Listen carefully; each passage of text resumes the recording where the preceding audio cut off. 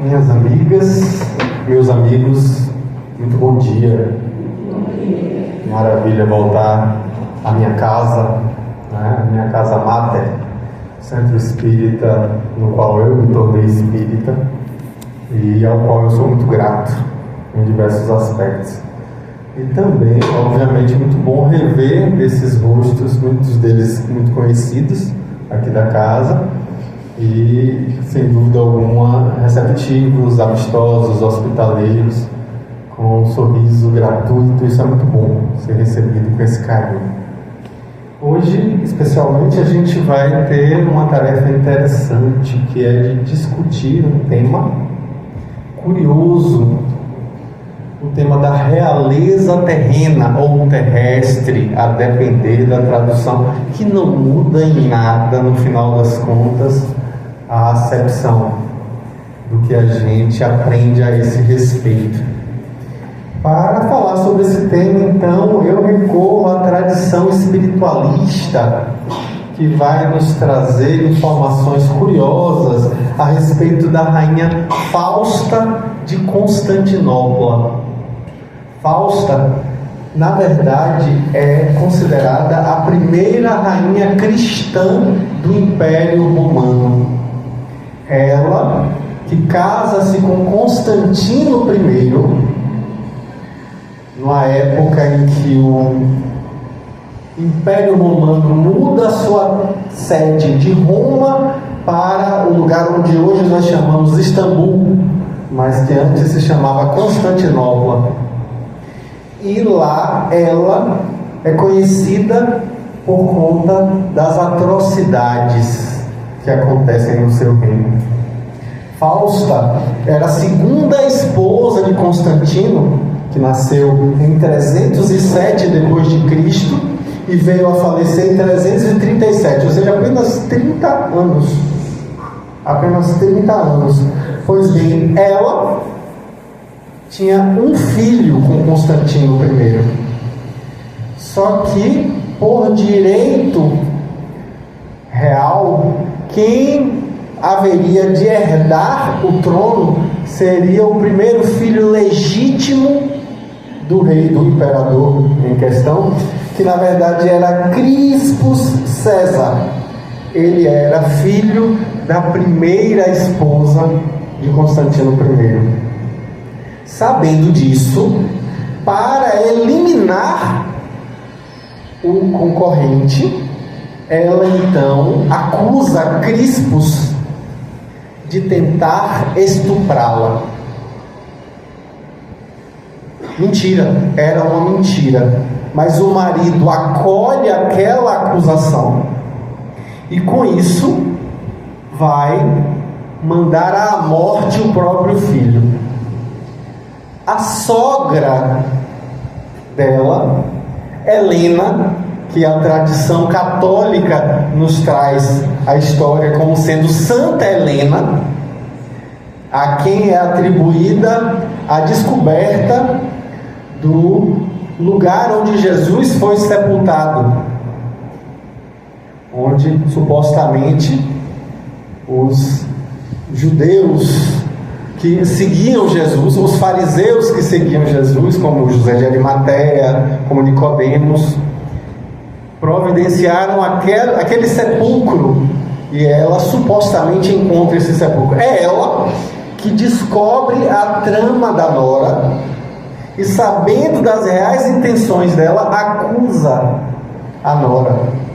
E eis que ela, a nora, no caso, vem trazer para si a consequência terrível do seu gesto impensado.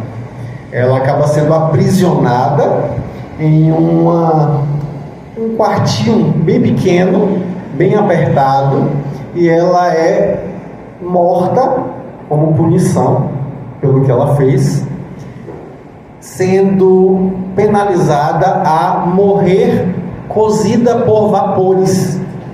É uma circunstância terrível.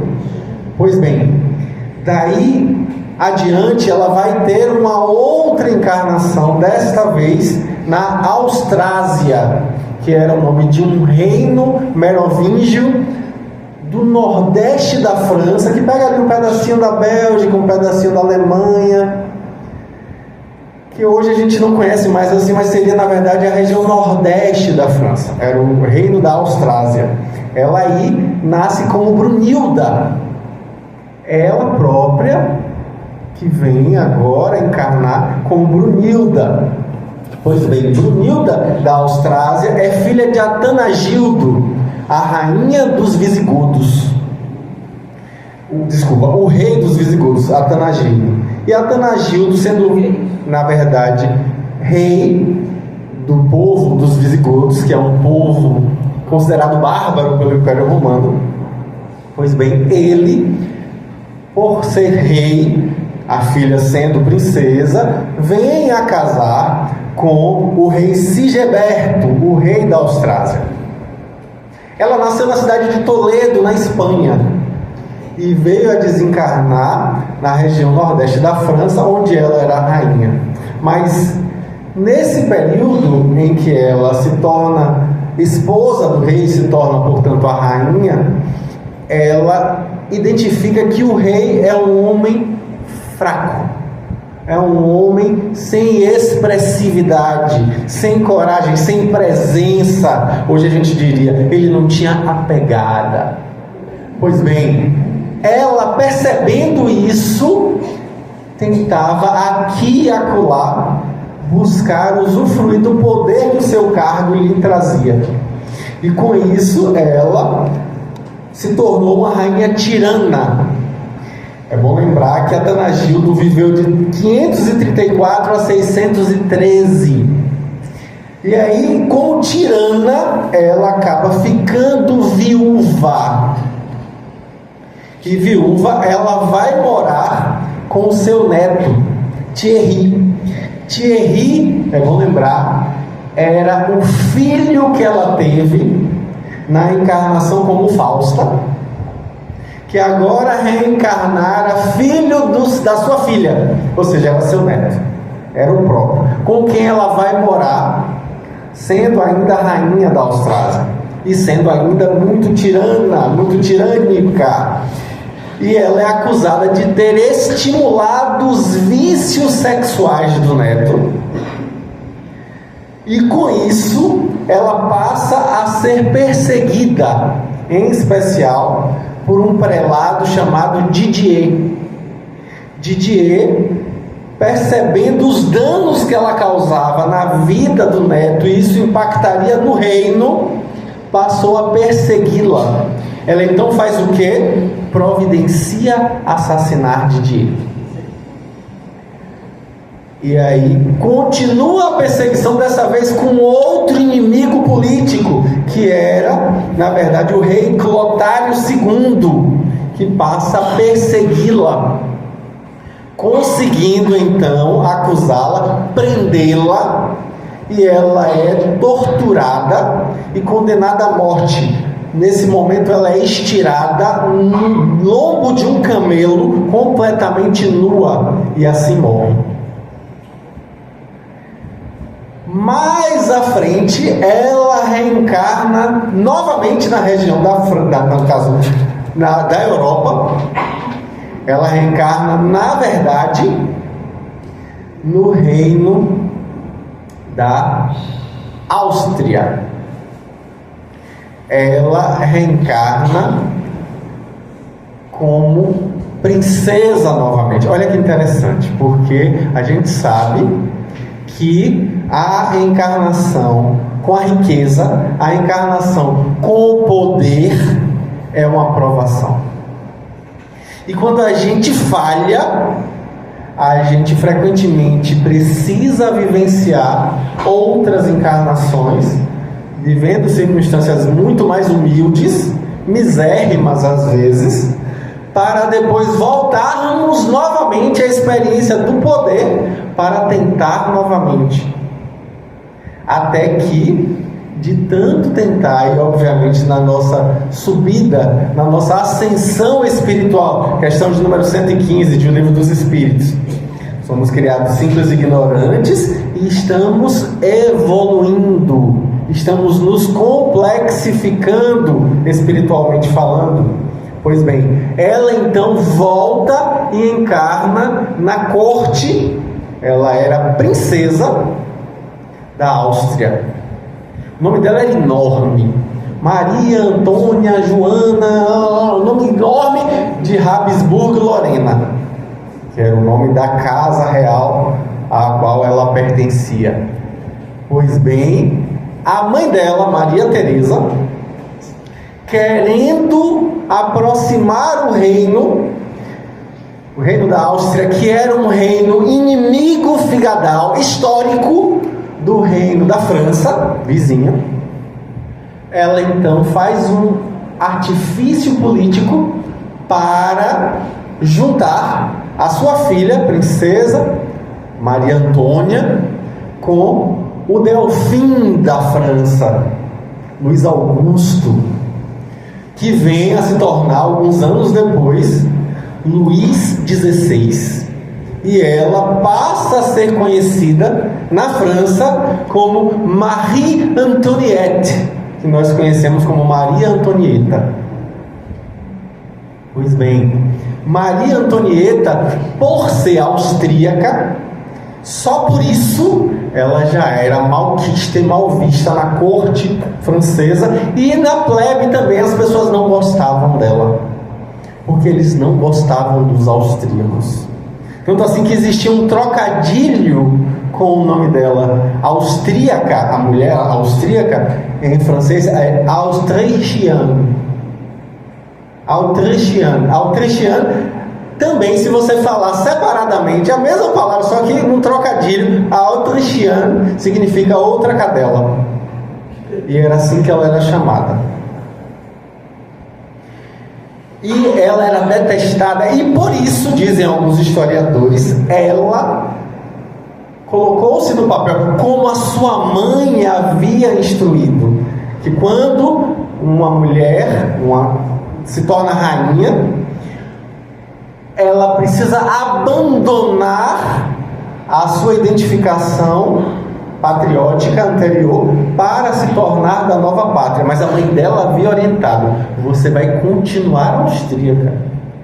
E ela faz todo aquele ritual indo com 57 carruagens de Viena, na Áustria, para Paris. No meio do caminho, todo aquele ritual dela se despir das roupas austríacas e vestir-se com as roupas francesas, para a partir daí se identificar como francesa, mas ela jamais foi reconhecida como tal.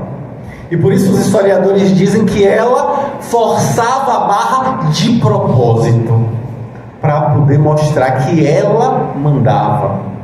Ela era detestada, tanto assim que ela gastava muito dinheiro. Ela era famosa pelas festas que ela propunha, bailes de máscara, corridas de cavalo, gastava dinheiro, fortunas com joias, com roupas, e por isso ela era muito malquista, ainda mais num período tão ruim para a economia francesa quanto aquele. Ela então tem novamente um problema com relação a escândalo. O filho dela, de 9 anos, o novo Delfim de França, também passa por uma circunstância terrível. A gente vai ver o quê? Que ela é acusada por Jacques Hébert, que na verdade é a reencarnação de Clotário. Jacques Hébert vai acusá-la de serviciar o próprio filho. Ela é acusada de praticar incesto com o filho de 9 anos de idade, que na verdade esse filho é a reencarnação de Thierry. É justamente a reencarnação de Thierry. E aí a gente vai ver o quê? Que ela passa a ser perseguida também pelo cardeal Rohan, que é na verdade a reencarnação de Didier. E ela mantém vínculos afetivos, vindo inclusive a ser acusada de traição do marido com o conde, no caso aí o Alex de Fersan, que é na verdade a reencarnação do conde do Duque de Gondwald, que era um afeito dela na sua encarnação anterior. Então, com isso, a gente vê uma trama reencarnatória que daria um bom romance mediúnico para que a gente compreendesse aí as teias da reencarnação. E aí a gente vai ver que ela também, ao caminhar para a guilhotina, ela que na verdade foi presa em 1789, 14 de julho, a queda da Bastilha, e aí a família real é presa, eles tentam fugir e são pegos pouco antes da fronteira, voltam, e em 1793, no começo do ano, o rei Luís XVI é guilhotinado. No fim do ano, ela é exposta a uma circunstância jurídica, sendo acusada de alta traição, porque supostamente ela estava ali como sendo, a acusação dos revolucionários, uma espiã austríaca. E aí com isso a gente vai ver, vai perceber claramente que ela vai repetir a circunstância da encarnação anterior. Quando caminha para a guilhotina, a sua roupa se mancha de sangue dos outros, ela é obrigada a ver a morte das outras pessoas, e ela é obrigada a retirar a roupa, ela fica novamente nua frente aos soldados, e ela vem a ser decapitada na Praça da Concórdia, na época era chamada Praça da Revolução, segunda maior praça da França, até hoje, né? A Praça da Concórdia, segunda maior praça, só perde para uma praça que tem em Bordeaux. Pois bem, e aí a gente vê que é uma circunstância bem impactante, diferente do que acontece com a cunhada dela, Elizabeth de França.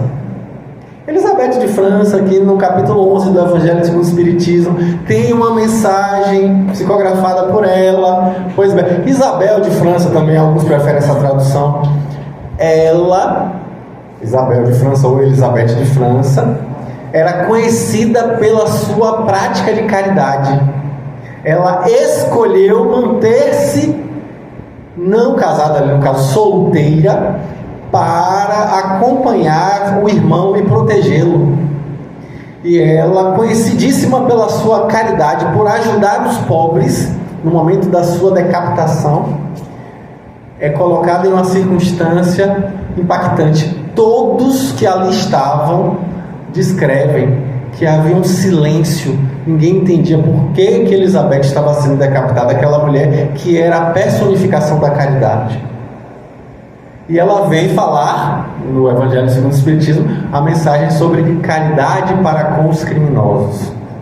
Ela que nunca teve simpatia, dizem os historiadores, pela sua cunhada Maria Antonieta. Então, com isso, a gente vai percebendo, né, que há uma trama espiritual ali bastante urdida. E aí, com isso, a gente se pergunta, mas por que Danilo está falando disso para falar da realeza terrestre ou terrena? Porque diversos autores, Luciano dos Anjos, Hermínio de Miranda, Gabriel Delane, mais tarde, Teodoro Sonoy e também Divaldo Pereira Franco afirma categoricamente em suas palestras que o espírito Maria Antonieta é o mesmo que assina no 2º capítulo do Evangelho segundo o Espiritismo, o meu reino não é desse mundo. No último item, que é o item 8, a mensagem, uma realeza terrena. Só que ela coloca o nome, como é que ela assina? Uma rainha de França. Ela não diz o nome dela. Ela coloca uma rainha de França. Todos esses autores afirmam categoricamente, trata-se de Maria Antonieta. Ela, que em 1863 estava completando 70 anos da sua última desencarnação. Mas que supostamente, as informações de Gabriel Delane, estava encarnada naquela época. Olha que interessante. Ela estava encarnada com o nome de Catherine Miller. que havia encarnado em Genebra, na Suíça, em 1861, ou seja, na época da mensagem psicografada, ela tinha 2 anos de encarnar. É possível fazer isso? A pessoa já encarnou e vai passar uma mensagem mediúnica através de um médium? Sim. A gente tem inúmeros relatos disso nas revistas espíritas. São vários os relatos. Inclusive, quem tiver interesse em se debruçar sobre esse assunto, tem na parte 2ª do Livro dos Espíritos, capítulo 7, sobre a emancipação da alma, um item, que é o 2º item, sobre a visita entre vivos. A possibilidade de que a gente saia do nosso corpo e vá conversar com pessoas em sonho, conversar com pessoas em circunstâncias em que a gente se desdobra e vai. E aí a gente vai encontrar, inclusive, um relato fantástico no livro Obras Póstumas, que é trazido por Amélie Gabrielle Boudet, a esposa do professor Hippolyte Léon Denis Arrival, que é Allan Kardec, descrevendo uma jovem que tinha essa capacidade de projeção astral, como dizem alguns, consciente, que vai visitar Kardec em Paris, mas ele não estava em Paris, ele estava no interior, debruçado, escrevendo um livro sobre o qual ele não havia falado com ninguém. E aí a jovem conhecida de Amélie fala com ela. A Amélie diz: bom, você não consegue saber onde ele está, procurá-lo? E aí então a jovem se concentra alguns instantes, vai até onde Kardec está, descreve o que vê, fala os móveis do aposento onde ele se encontrava escrevendo, fala que ele estava rodeado de espíritos luminosos, um em especial se destacava. Há quem diga aí que seria São Luís, o espírito que ajudou ele de maneira mais próxima na codificação espírita. E aí, com isso, ela vai ter a descrição de que existia um grande livro que estava sendo lido ao lado de Kardec enquanto ele escrevia. Ela se debruça para olhar qual livro e ela lê lá escrito: o Evangelho. Pois bem, Kardec estava escrevendo naquela época o que ele chamou inicialmente de imitação do Evangelho e que depois virou o título O Evangelho segundo o Espiritismo. Exatamente desse jeito. Então, a comunicação mediúnica é possível. Pois bem, Gabriel Delany descreve a pesquisa do professor Théodore Flournoy, que na verdade, Théodore Flournoy foi um professor de psicologia da cidade de Genebra, na Suíça, que se destaca por ser o criador do primeiro laboratório de psicologia de Genebra. A Universidade de Genebra até hoje é uma grande referência mundial. Inclusive, eu acho curioso, porque é uma das maiores referências mundiais em doenças tropicais. Nem fica nos trópicos, mas lá eles têm grandes especialistas, inclusive brasileiros vão para lá para estudar doenças tropicais. Pois bem, e aí o que é que acontece? Ele se destaca ao ponto de que quem substitui quando ele sai daquela cátedra é o seu primo Edouard Claparède. Quem aqui conhece alguma coisa de psicologia já ouviu esse nome, porque ele foi quem contribuiu de perto com a obra de Jean Piaget, inclusive com conceitos que Piaget tomou o crédito, mas que não são de Piaget, são de Claparède. Pois bem, professor Flournoy se debruça sobre estudos da psicologia do aprendizado, mas também se interessava por médiums. E ele vai estudar a jovem Catherine Miller, que na verdade utiliza o pseudônimo de Helene Smith. Helene Smith é uma médium famosa, conhecida na Europa, que desencarna em 1929, que traz uma história um tanto quanto peculiar. Ela, aos 2 anos de idade, recebe uma bronca da mãe que dá uma palmada nela e ela diz, em alto francês, a Suíça não falava francês, não me bata. E a mãe ainda assim insiste e ela simplesmente para de falar francês. Começa a falar alguma coisa estranha que ninguém entendia o que ela falava, do que se tratava, até que um dia, 1 mês ou 2 depois, na feira livre, passa um oriental e começa a falar com a menina. E a menina rindo e o rapaz também. E a mãe olha aquilo, acha estranho e vai perguntar o que está acontecendo. O rapaz explica: poxa, sua filha sabe falar um chinês, no caso aí um mandarim arcaico, de primeira. Quem ensinou? Ela fala o quê? Mandarim. Ela está falando mandarim comigo. Mas como é possível? E aí ela vai explicar para o chinês, falar para a mãe que no momento em que a mãe bateu nela, ela esqueceu o francês. E aí passou a falar apenas o mandarim. Aí o que é que acontece? Com 8 aninhos, aquela criança fala fluentemente não menos do que 12 línguas, sendo 8 línguas vivas, 2 línguas mortas e 2 línguas extintas, como por exemplo o sânscrito. Ela falava fluentemente uma língua que ninguém mais fala. Isso foi muito impactante. E ela entrava em transes mediúnicos, e alguns diriam, como o próprio Gabriel Delany, transes anímicos. Não existia espírito ali, era ela como espírito falando. E em alguns desses ela se identificava com a personalidade de Marie Antoinette. Era ela que explicava que estava ali naquele momento tendo uma encarnação para reabilitar-se, porque a mediunidade nos traz o dever do trabalho. O poder, infelizmente, nos corrompe, nos traz tudo na mão, e ela ali estava tendo a oportunidade de resgatar-se. É bom lembrar também que antes de Kardec encarnar lá em 1804, na cidade de Lyon, na França, é feita uma reunião no plano espiritual. Isso é conhecido, né? Isso é falado, uma grande reunião espiritual com inúmeras personalidades, e vem Jesus falar com Napoleão, justamente a respeito da reencarnação de Kardec.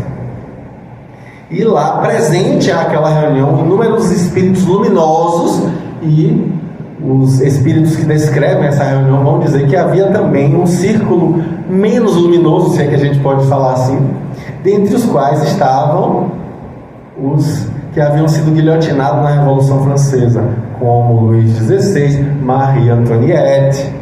Também vamos ter ali entre esses Robespierre, Danton, tantos outros que ali está, Claude Molin, tem vários ali. E aí a gente vai ver que dessa vez ela vem para ajudar a doutrina espírita, que estava ali ainda no seu início. Ela encarna em 1861 e dá a mensagem em 1863, como fala o professor Gabriel Delany. Então, com isso a gente vê que essa mensagem, ela traz, sem dúvida, grandes coisas interessantes para a gente. Ainda mais, como Ellen Smith, ela chega a informar que ela fora também, no século XV, uma princesa indiana chamada Simadini. Olha, também ela não estava só restrita à lógica europeia, eurocêntrica, ela também tinha encarnado em outras culturas. E lá na Índia, na antiga Índia, ela vai trazer essa encarnação também. Ela era filha do sheik, e com isso vai trazer também as facilidades, as questões aí que ela vai questionar, inclusive na própria mensagem que eu trago aqui, que é uma mensagem bem curta, mas extremamente profunda. Meu reino não é deste mundo. Esse capítulo é fantástico. Aí Kardec já começa falando desse capítulo, que é um capítulo que analisa uma fala de Jesus frente a Pôncio Pilatos. Olha aí, o poder temporal encontrando a realeza do Cristo. Quando Pilatos então pergunta se ele é o rei dos judeus, e aí Jesus diz: meu reino não é deste mundo. Mas você é o rei dos judeus? E aí Jesus fala: tu o dizes, ou vós o dizeis, como fala a outra tradução. E aí com isso ele vai dizer, né, que se eu realmente fosse o rei dos judeus, realmente o meu reino fosse desse mundo, eu ordenaria que os meus lacaios viessem me tirar, não me permitiriam cair nas mãos dos judeus. Então Jesus está dizendo ali que o reino dele não é desse mundo de coisas materiais.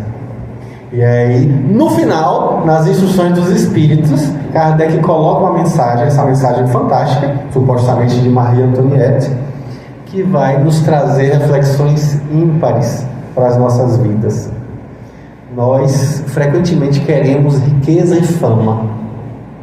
Frequente.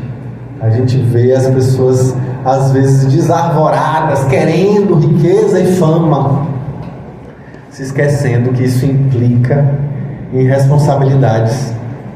Eu me lembro de uma situação em que um artista brasileiro, um ator brasileiro conhecido, dizia que não podia pegar um avião com paz no coração. Não porque havia um assédio dos fãs, sim, isso existe, mas porque ele ficava angustiado, porque ele não podia cochilar no avião. Vai que alguém filma e coloca nas redes ele roncando, babando enquanto dorme. Imagina o que é viver assim. E a gente querendo fama, e a gente querendo destaque, e ele vindo trazendo essa mensagem, dizendo de outra maneira, né, que a gente precisa realmente rever.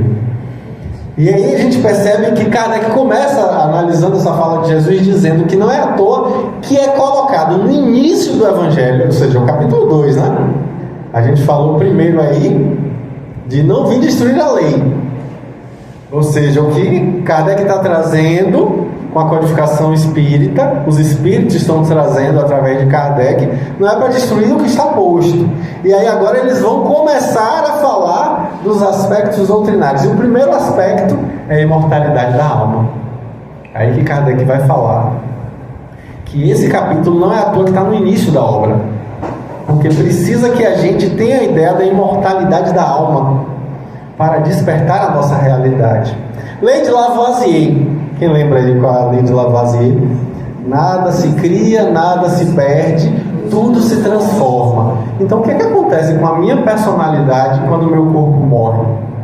Ela se perde? Não. Ela se transforma. Ela vai transformar a sua expressão. Ela se mantém e vai apenas modificar a sua forma de expressão. E aí, com isso a gente percebe que a imortalidade é condição necessária para que a gente compreenda todas as lições de Jesus. Se a gente olhar o que Jesus ensina com um olhar meramente materialista, a gente não vai entender, vai ficar uma coisa incompreensível. Quando Jesus, por exemplo, fala, bem-aventurados os que sofrem, porque serão consolados. Como assim, Jesus? Serão consolados quando? Que história é essa? Até hoje eu estou esperando os humilhados serem exaltados, porque eu acho que eu perdi minha ficha da fila. Porque nessa história aí não dá para a gente ficar o tempo inteiro achando que vai ser exaltado. A gente precisa alargar o horizonte. E é justamente por isso que essa fala de Jesus está no início do Evangelho. A imortalidade é ponto fulcral na doutrina espírita. A gente se mantém, a vida continua, ela apenas muda a sua expressão. A vida orgânica cessa e os restos mortais vão continuar no seu ciclo químico, no seu ciclo biológico, mas a vida espiritual, ela se mantém. E é por isso, inclusive, que a gente não vai encontrar nos capítulos do Livro dos Espíritos pluralidade das vidas. Não está escrito isso lá. Pluralidade das existências corpóreas. Então a gente vai ver que não existem várias vidas, a vida é uma só, que a vida é espiritual. A vida espiritual. Não são várias vidas, são várias existências corporais. Mas a vida continua. Você desencarna, você reencarna e continua sempre.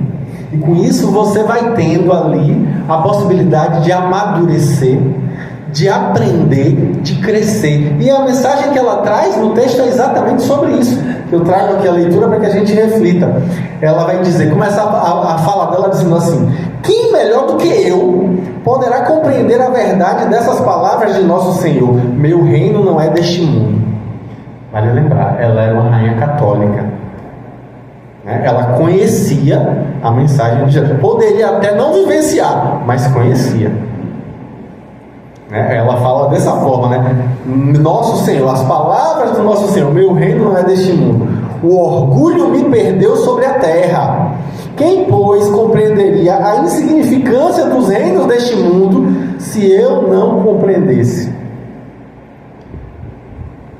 Olha que interessante. Aí eu já destaco uma coisa interessante. A grande maior parte, a maioria enorme dos textos que a gente vai encontrar nas instruções dos Espíritos, nos capítulos seguintes do livro, o Evangelho segundo o Espiritismo, são mensagens de espíritos superiores, são orientadores nos trazendo aprendizados. Mas temos uma ou outra, e esta é uma delas,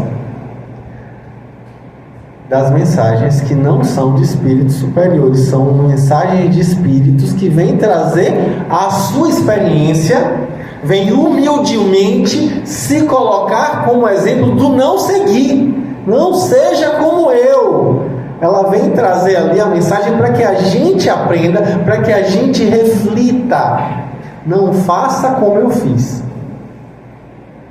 E aí ela vai trazer o seu exemplo pessoal e, por muita humildade, vai inclusive calar-se com relação à própria mensagem. Se é Maria Antonieta ou não, pouco importa. A mensagem nos toca. A mensagem chega aos nossos corações e às nossas mentes.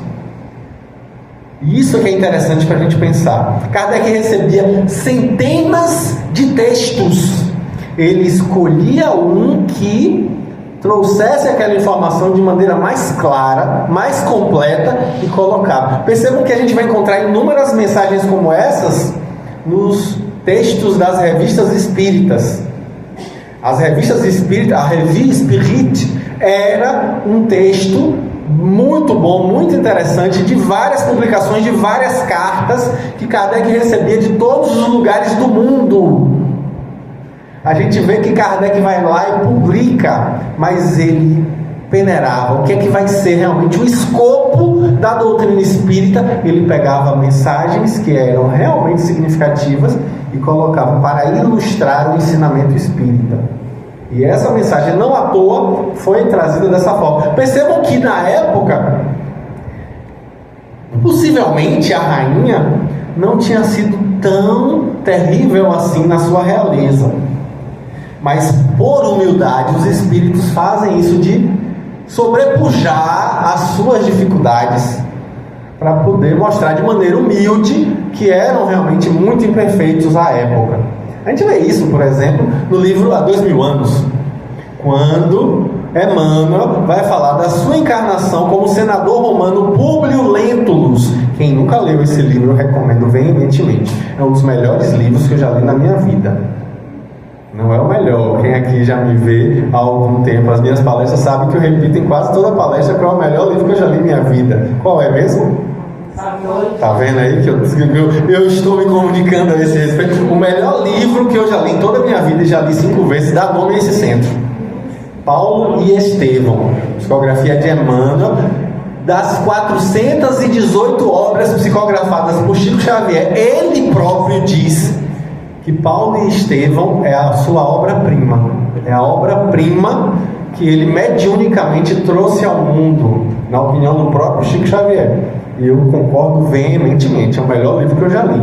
Mas Há 2000 anos é um livro esplêndido, maravilhoso. Conta como personagem principal o senador Públio Lentulus, que vai falar de si, e aí você percebe, ele fala como se ele fosse a pior das pessoas, mas na verdade você vai ver nitidamente que ele era um patrício exemplar.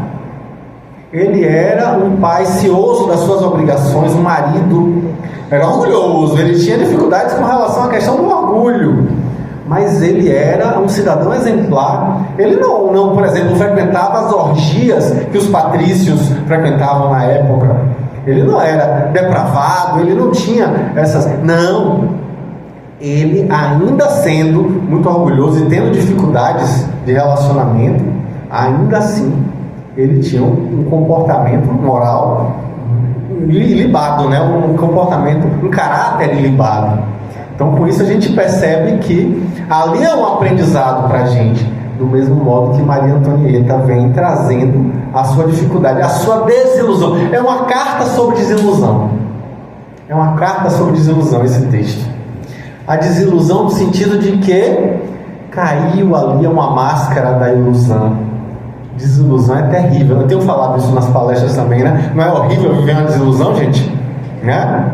Não, gente, é maravilhoso. É maravilhoso viver uma desilusão. É melhor viver uma desilusão do que viver na ilusão. É melhor se desiludir do que viver iludido. E aí ela, infelizmente, só vai cair em si, termo bíblico, né? Quando o galo cantou pela terceira vez, Pedro caiu em si. Termo bíblico. É a melhor queda que a gente tem na vida, é cair em si. Que é cair para cima. Ou como eu prefiro falar em bom baianês, é cair para dentro. É o momento em que você realmente percebe a bobagem que você estava fazendo. E aí você desperta. Isso dói, isso incomoda. E ela vai falar disso, vamos lá. Então ela diz assim: que carreguei comigo da minha realeza terrestre nada, absolutamente nada, e como para tornar a lição mais terrível, ela não me seguiu até o túmulo. Rainha, eu fui entre os homens, rainha, eu acreditava entrar no reino dos céus. Que desilusão. Bateu, doeu, leva para casa que é seu. A gente às vezes tem essas desilusões. Aí ela diz assim, ó, que humilhação, quando em lugar de ali ser recebida como soberana, vi acima de mim, mas bem acima, homens que eu acreditava bem pequenos e que desprezei porque não eram de um sangue nobre. Então eu compreendi a esterilidade das honras e das grandezas que se procura com tanta avidez sobre a terra. Opa! Cuidado com o que você deseja. Porque, como dizem os gregos, né? Pode ser que os deuses queiram te pregar uma peça e façam com que você tenha aquilo que você pede. E aí é que a gente vai ver que não é fácil. A fama não é fácil, é difícil demais. A riqueza não é fácil, dá muitas facilidades. E com isso a gente pode sucumbir, a gente pode moralmente cair. E isso seria realmente um desastre em termos espirituais. Aí ela continua dizendo assim: para se preparar um lugar neste reino, é preciso a abnegação, a humildade, a caridade em toda a sua prática celeste, a benevolência para com todos. Não se vos pergunta o que fostes, que posição ocupastes, mas o bem que haveis feito, as lágrimas que enxugastes. Me pergunta, você foi o quê? Você trabalhava com o quê? Você percebe André Luiz descrevendo a sua experiência quando ele chega no plano. Não, eu quero trabalhar. Aí ele quer ser médico. Ele vai ser faxineiro. Ele vai limpar vômito no chão.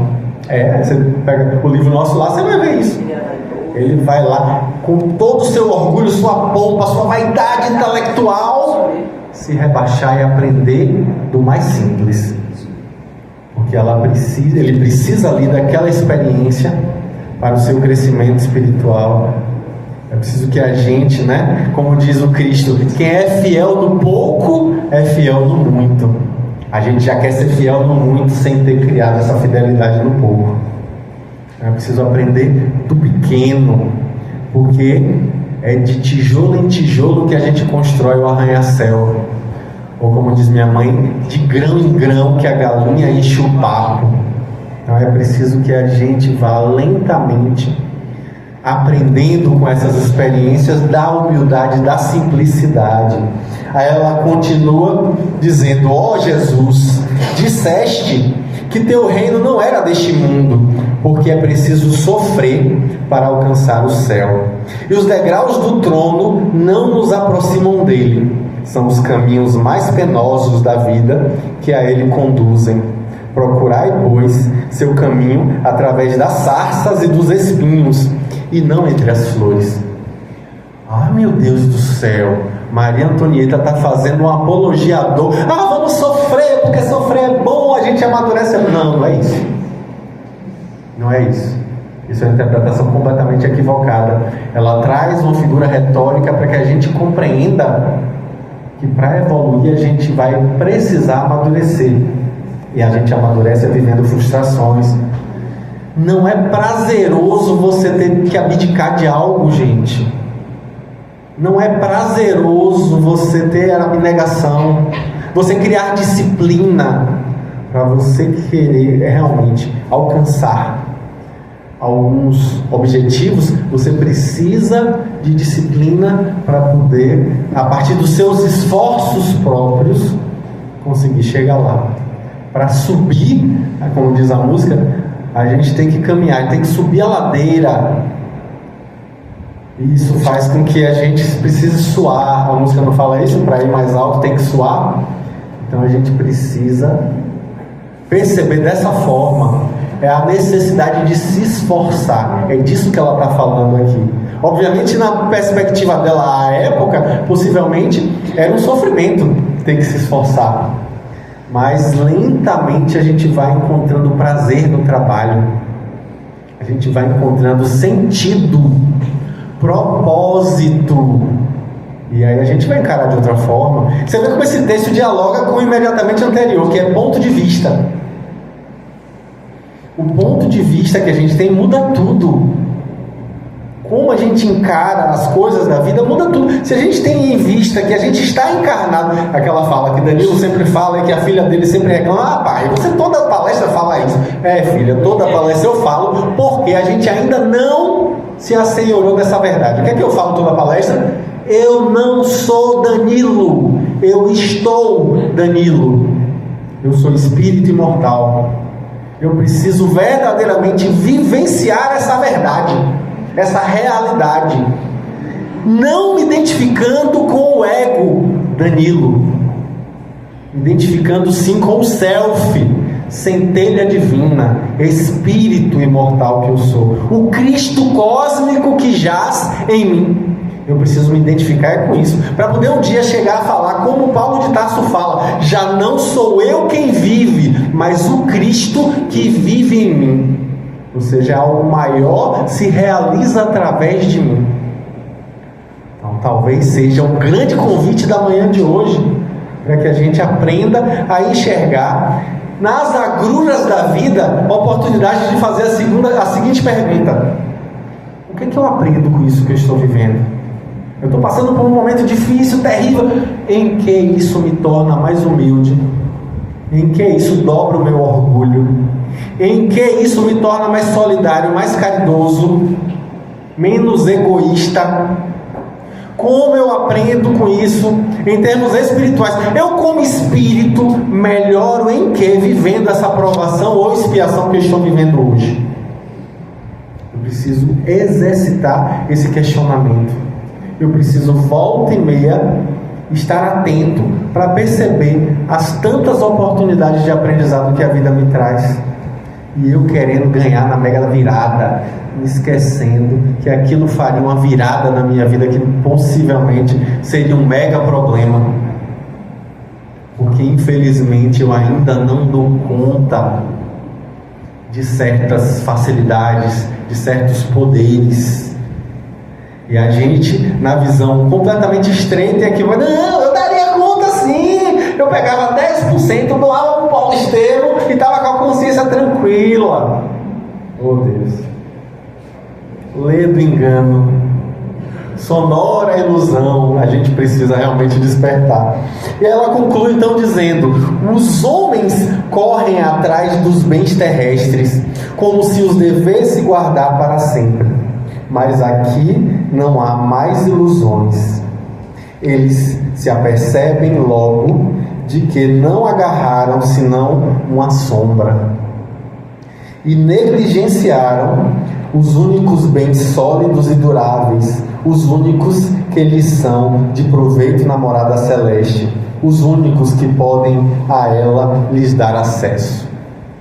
Quantas vezes a gente fica correndo atrás de sombras, correndo atrás da brisa, sem perceber a necessidade de viver a gratidão pelo que a gente vive hoje.